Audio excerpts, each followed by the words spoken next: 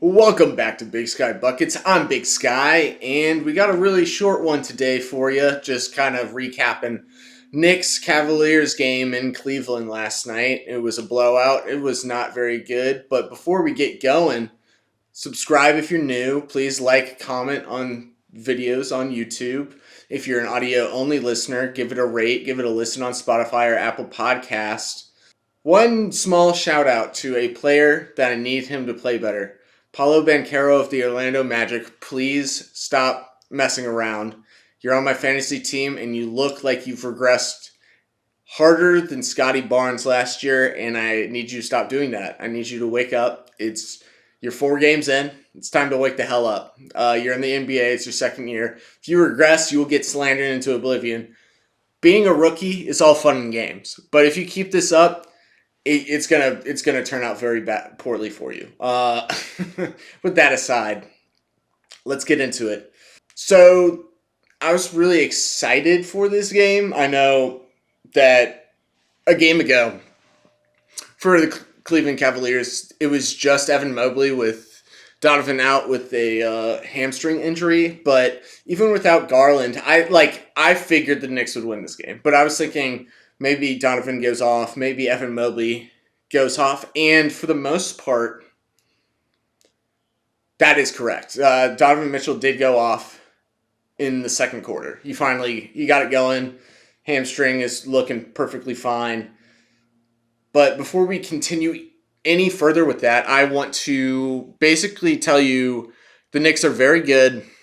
They do struggle offensively at times, it looks like, but this is a very good all-around team. It's obviously defensive-minded because as long as you're under Tom Thibodeau, this will always be at bare minimum a league average defense. But they have a great starting 5. They have a good 5 off the bench. You're looking at RJ Barrett. Very much looks like he's taking a leap coming straight from FIBA. When he was playing with Canada, he was playing very well, and it looks like he is continuing that momentum for the most part. Maybe a game every now and then that doesn't look as good.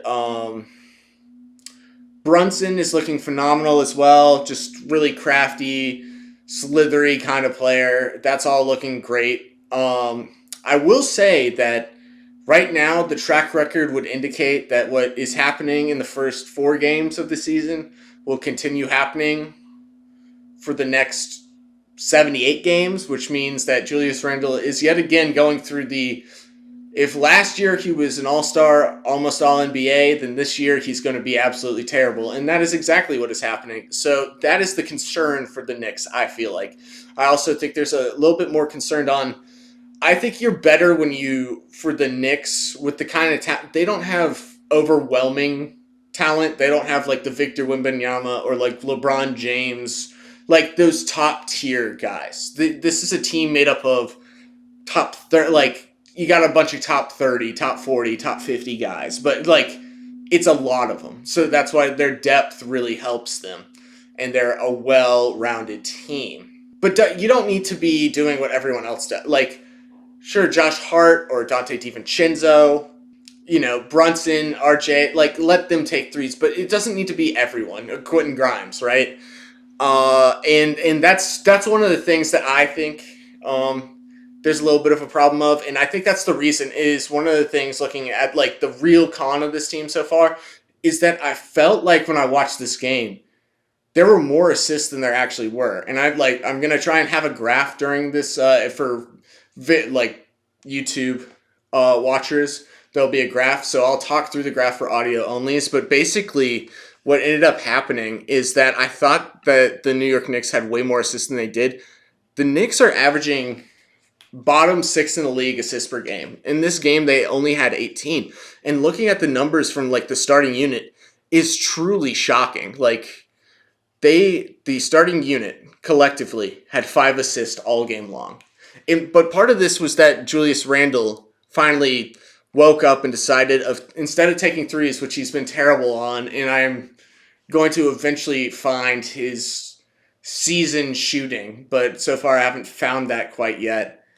It's looking rough. It's looking like the Randle regression is happening, but they only had 5 through the starters. That's not an acceptable amount.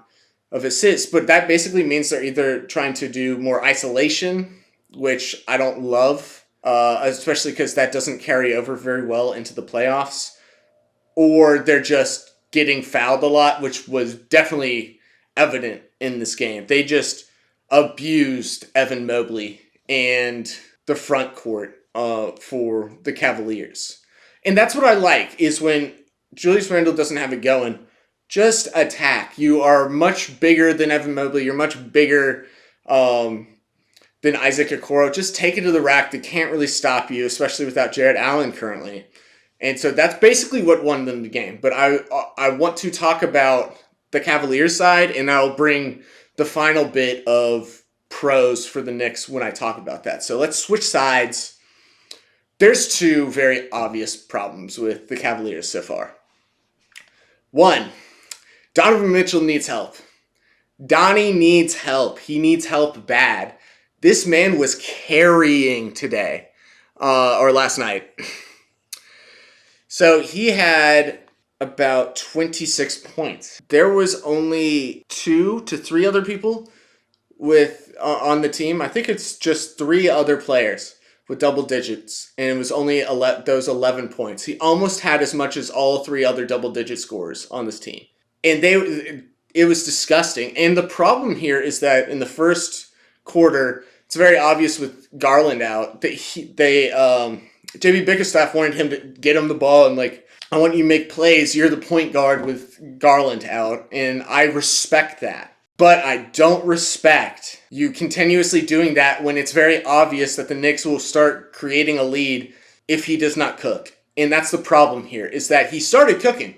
I mean, he had 22 points in the second, not in the second quarter, by the end of the first half. And I think it was probably he probably had 15 or 16 points, maybe 13 in the second quarter. I mean, they just couldn't stop him. And the game changed. Now, the game changed because, and this is where I really am going to go on a rant, they started trapping him like he was Trae Young in the Miami Heat series 2 years ago. And they had nothing. They couldn't do anything. They just trapped him every time he crossed the halfway mark in the third quarter. And then this lead just basically was created. During 6 straight minutes of them trapping Donovan Mitchell and him trying to get rid of the ball, the Cavaliers could not score at all. And then the Knicks kind of couldn't either, but they kept going to the free throw line. So it'd be okay, this is a close 5-6 point game, and it's 10, and it's 15. It started bubbling up to 18, 19, and you're just thinking, what the hell is going on? So eventually it started being all right, we're going to start screening, which 6 minutes in, you should have started setting picks for Donovan earlier, but at that point it was kind of a mess, and Donovan, Jamie Bickerstaff is I'm going to give him some rest because he's going to need to cook in the fourth. No, that was a bad, you needed to keep playing him, but the other part here is that it shouldn't just be a one-man show. So I'm looking directly at the camera at you, Evan Mobley. What the hell, man? You have not progressed offensively at all. Do not let that other game fool you. The 33 points game where he was the only all-star caliber starter on that team against the OKC Thunder, and they lost very badly. Don't let that fool you. This is for real. This is the one.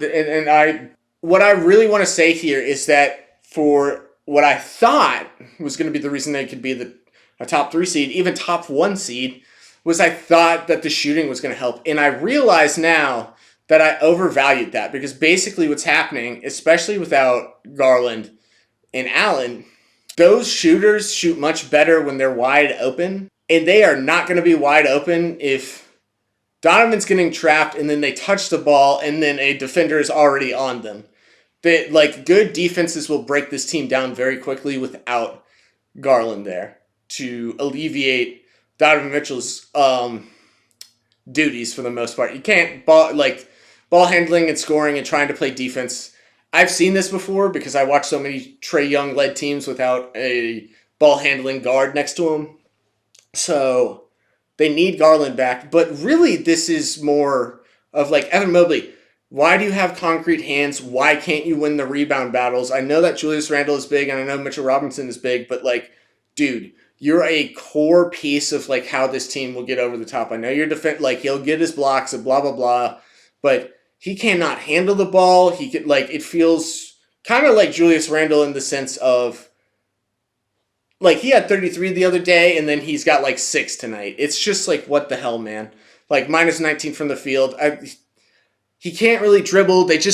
Every time I saw him dribble, getting ready to like take like a step, dribble, and then dunk, he just gets stripped every time. It felt like he was a liability with the ball in his hands on the offensive end. Hey guys, sorry for the weird cut here, but I'm actually editing this video right now, and I just want to put something in terms of the sequence of ranting that I just did. I want to first say that obviously when it comes to the shooting, it will get better once Darius Garland comes back in. But one of the things I think I forgot to mention was that I think the lack of playmaking in the front court, especially with Jarrett Allen, who's probably not a great ball handler, with Evan Mobley, who I've just gone on a rant about how bad he is as a ball handler, and then leaving to those duties to either Max Strus, Imani Bates, Karis LeVert, or Georges Niang feels like a disaster in terms of front court playmaking. And as I've talked about many times, as an Atlanta Hawks fan, among all the things that went wrong for the Hawks last year, one of the worst things that really killed us, especially in the playoffs when we started to try and fight back against the almighty Boston Celtics, was we had no front court playmaking. And the spacing issues plus front court playmaking or lack thereof becomes an offensive and then later will become a defensive liability in terms of if you can't score, then like defending becomes that much harder because you have to somehow try and make up for the lack of scoring. So you put more emphasis on the defense. So eventually you just kind of like roll over and die. And this is one thing that I really should have put in this video, but it is absolutely a problem. And that's kind of why I go on this tangent about needing a trade 4 games in. But for the most part, I think, yeah, that's about it. So gotta go. Bye. And then the other thing is just Strus and Niang.